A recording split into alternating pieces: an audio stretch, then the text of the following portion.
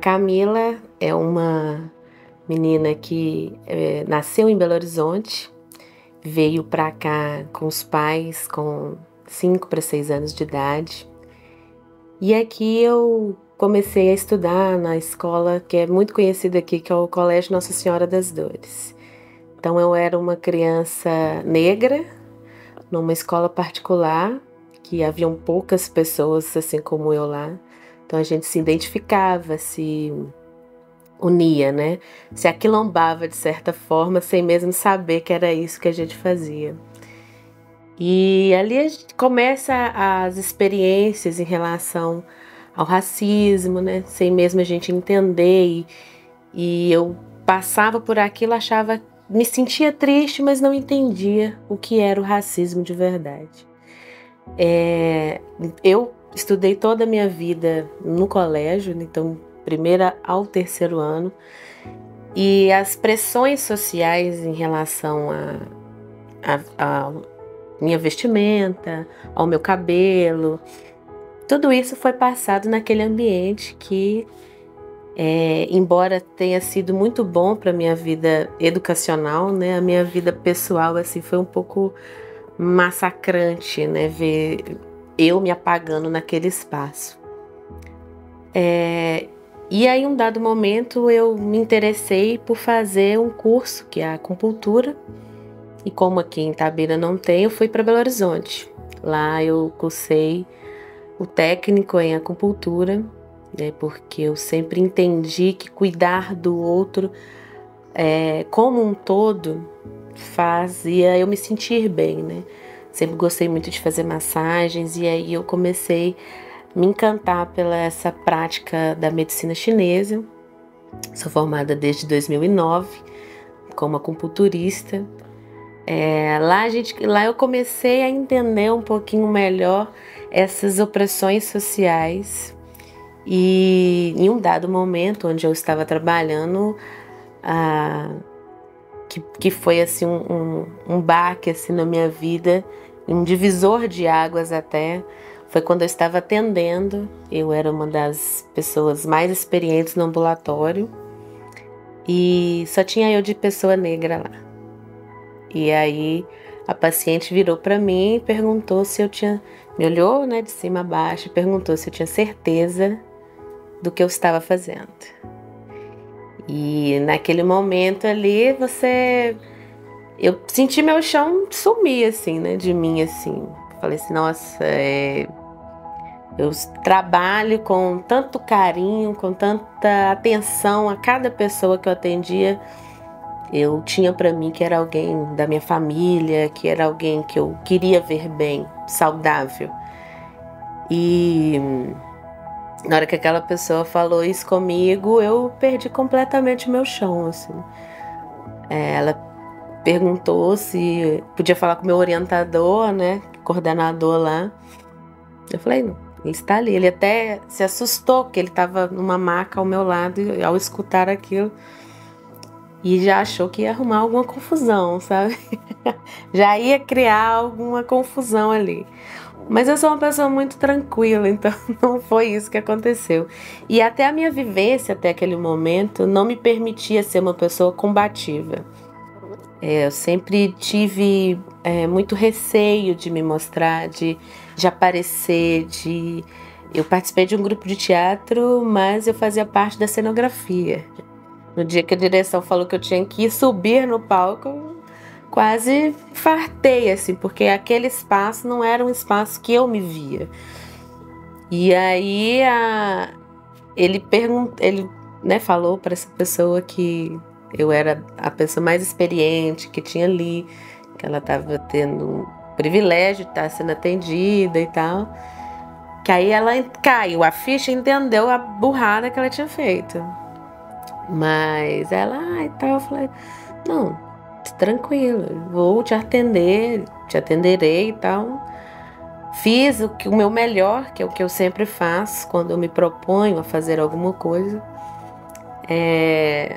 Essa pessoa, ela tinha um quadro de insônia de 8 anos, não consegui dormir uma noite inteira. E depois da sessão que eu fiz junto a ela, ela dormiu 4 noites seguidas.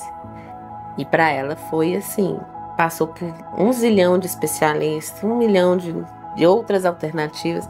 O paciente que chega na acupuntura normalmente é esse, já tentou de tudo, a última coisa é a acupuntura. E aí ela percebeu o erro, né? Na próxima semana de tratamento, ela fez questão de ter atendido por mim, mas aí eu já tinha a minha escolha, né? Eu falei, não. Aquele dia eu quis terminar uma coisa que eu já tinha iniciado, mas tem outras pessoas que estão à sua frente. Esse foi o meu jeito sutil de dizer para ela que ela não receberia mais o meu atendimento, mesmo que fosse algo que tenha feito ela muito bem. Eu tenho certeza que os que seguiram a minha orientação bem, então ela não foi mal atendida, mas o meu tratamento ela não ia ter mais. E naquele momento virou uma chave, assim, de como que as pessoas me tratavam, como que essas referências da infância, as referências das pessoas ao meu redor, né? Das pessoas negras à minha volta, quem eram os meus amigos, como as pessoas tratavam esses meus amigos também. E ali foi virando uma chavinha dessas relações. Eu retornei para Itabira, fiz cursinho e fui morar no norte de Minas. A minha família é do norte de Minas. Então veio para próximo da capital para tentar, né, no êxito rural ali. E acabou que foi um caminho inverso, né? Eles vieram para cá e eu retomei assim para o interior para me estudar. E eu estudei em Januária, que é uma cidade ribeirinha, que lá eu tive ainda muito mais contato com essa população negra e carente. O norte de Minas é um lugar muito carente, que eu vivenciei muito na infância, que a gente sempre ia lá. Então, candeia, cama de palha, isso fazia parte das férias, né? Os parentes nossos eram assim, que eram as casas, né? Hoje em dia, graças a Deus, melhorou bastante, mas durante muito tempo, né? Luz, água encanada. Eu ia com o burrinho, com as minhas primas na trilha para buscar água. 2, 3 quilômetros. E eram as crianças que faziam isso por causa do burrinho, né? Mandava as crianças passear, mas para ter essa água em casa, né? Água no pote. Não tem geladeira, não tinha energia, então para manter fresca num lugar que é muito quente, tinha que usar dessas estratégias. E lá eu conheci várias pessoas, assim, eu pude trabalhar com uma incubadora durante a minha graduação que acompanhava associações e cooperativas. E lá eu pude ainda estar mais próximo dessa população, das associações, né? Uma delas que eu até escrevi um artigo a respeito do trabalho com barro, que é um grupo de mulheres oleiras que mantém uma tradição e somente as mulheres mantêm essa tradição. São elas que fazem as cerâmicas, as pinturas. E aí eu escrevi sobre elas, eu trabalhei com elas, eu escrevi sobre elas. O que me instigou também a buscar o tema do meu mestrado, que eu sou mestre em Sociedade, Ambiente e Território. E na minha pesquisa eu trabalhei também com um grupo de mulheres apicultoras, identificando o capital social que essas mulheres geram nas suas localidades, nas suas redes. Então, toda vez que a gente vê um grupo de mulheres organizadas, elas se organizam e organizam a sua comunidade, seus maridos, seus filhos, e levam uma melhoria significativa para aquele ambiente, né? Seja economicamente, seja ele emocionalmente também falando. E com isso, durante o meu mestrado, né, quando eu iniciei a minha pesquisa, era um outro tema, mas eu sempre gostaria de trabalhar com mulheres. E aí eu me descobri grávida no meio do meu mestrado. Então, e foi um período bem complicado, porque foi justamente quando teve o lockdown da pandemia. E aí eu me vi numa cidade que eu fui morar em Montes Claros para fazer o meu mestrado. Eu estava grávida e sozinha lá, né? Então foi um pouco complicado, mas assim que foi possível, eu vim para Itabira. O mestrado ele foi à distância, mas foi complicado. Eu tive uma gravidez que eu tive que ter alguns cuidados de saúde, diabetes gestacional, então toda uma alimentação regrada, fazer alguns exercícios, mas não tão pesados. Então, embora tenha sido prazeroso gestar, foi um pouquinho complicado ao mesmo tempo. E escrever durante esse período também foi muito desafiador, né? Porque escrever não é algo fácil de ser feito. E escrever gestando, que te exige uma energia muito grande, ainda é um pouco mais complicado, né? Mas eu também sou professora de biologia e ciências. A minha graduação foi em ciências, em biologia. E desde lá eu já trabalhei com meus meninos, assim, meus adolescentes. Eu gosto muito dessa faixa etária, embora eles sejam um pouquinho complicados, os hormônios à flor da pele, mas são pessoas boas de ver a evolução acontecendo. Atualmente eu estou na rede municipal, dando minha aula de ciências, e eu também trabalho com a minha parte terapeuta, que é a acupuntura e a massagem, né, a massoterapia, e com isso eu criei a minha marca, que é a Fulor de Ayô. A Fulor de Ayô, ela nasce no momento em que eu precisava retornar para o mercado de trabalho. Já estava fora da sala de aula há algum tempo, e para eu fazer algo que eu pudesse conciliar com a criação da minha filha, né? Hoje ela está com 2 anos e 7 meses. Mas na época ela estava menorzinha, então, né? Mãe coruja não quer sair de perto da cria. Eu optei por estar realizando um trabalho onde eu pudesse estar conciliando essas duas coisas. Eu, então, criei a Fulor de Ayô. Das primeiras palavras que a minha filha disse, ela começou a falar fulor. Ela sempre se encantou muito por flores. E o jeitinho que ela fala é justamente esse, fulor. E o Ayô é o segundo nome dela. Ela chama Alora Ayô, que significa meu sonho alegre.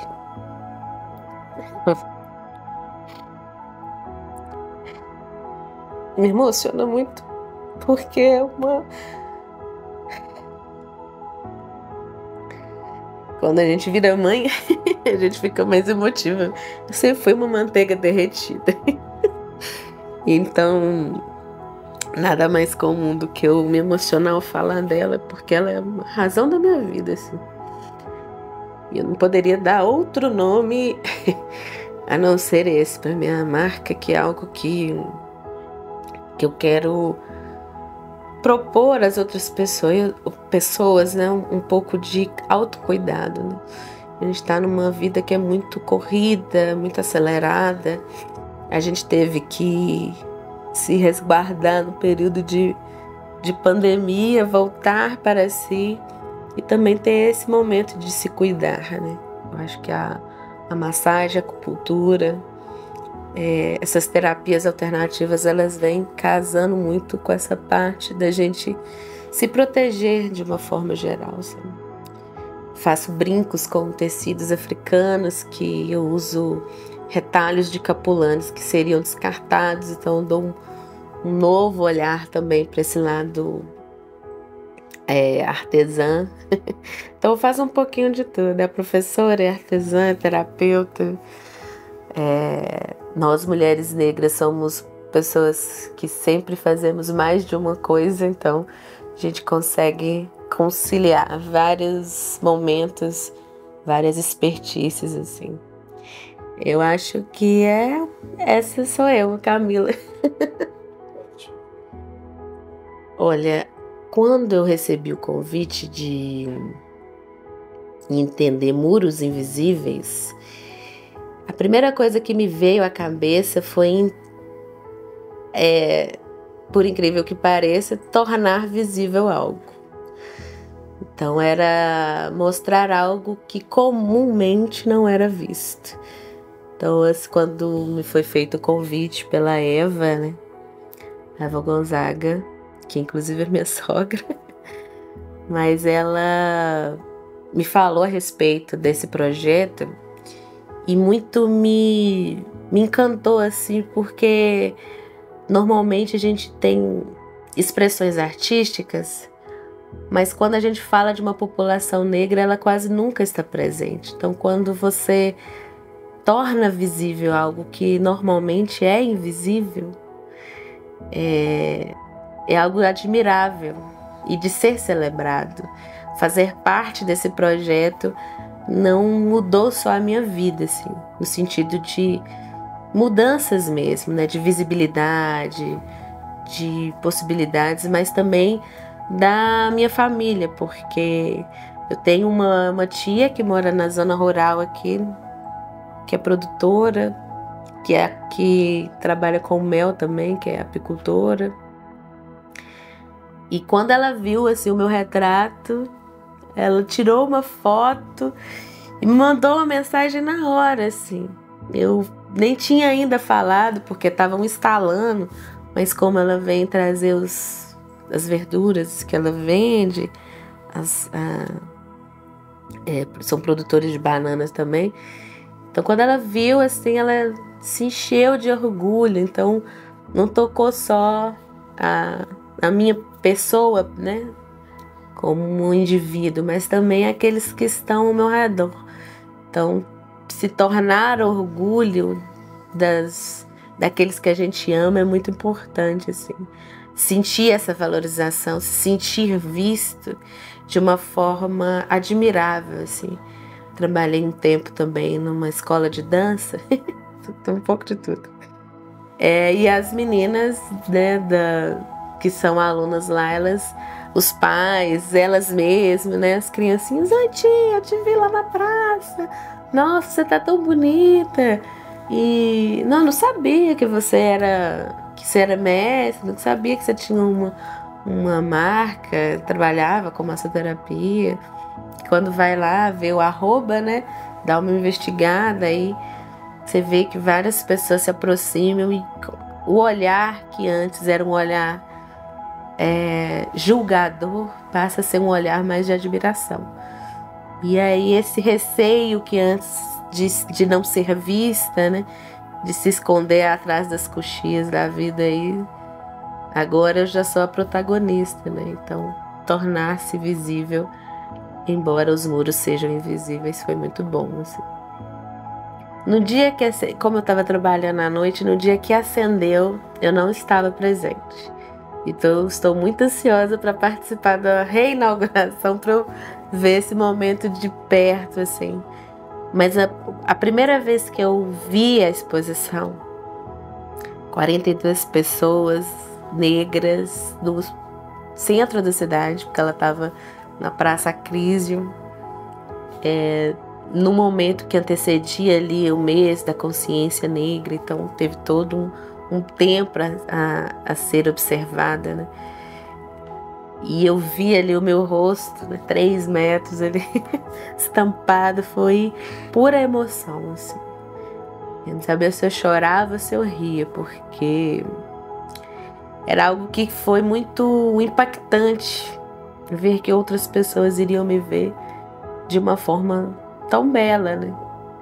Como um momento artístico mesmo, uma exposição, né? Quando você fala assim, não, eu faço parte, a pessoa, nossa, que interessante. Então, da hora que eu vi, eu falei assim, nossa, todo mundo vai me ver desse jeito, assim, foi bem impactante e emocionante de um lado muito positivo, me ver de uma forma de frente aos holofortes, né? Na hora que a luz acendeu, assim, é como se esse holoforte também acendesse em cada uma daquelas pessoas, sabe? Foi muito bom, assim, de ver.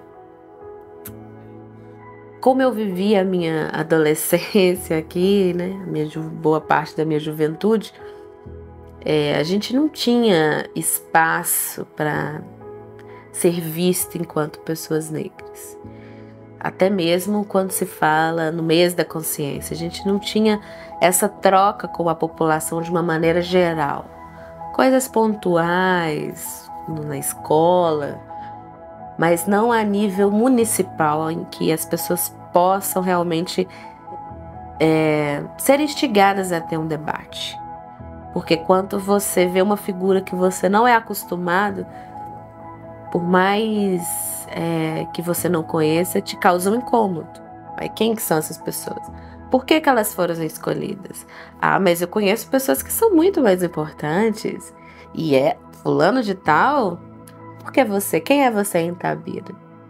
Né? Então, quando você coloca esse diálogo, acho que mais importante do que simplesmente expor uma foto é promover um diálogo com uma sociedade que não estava preparada para isso.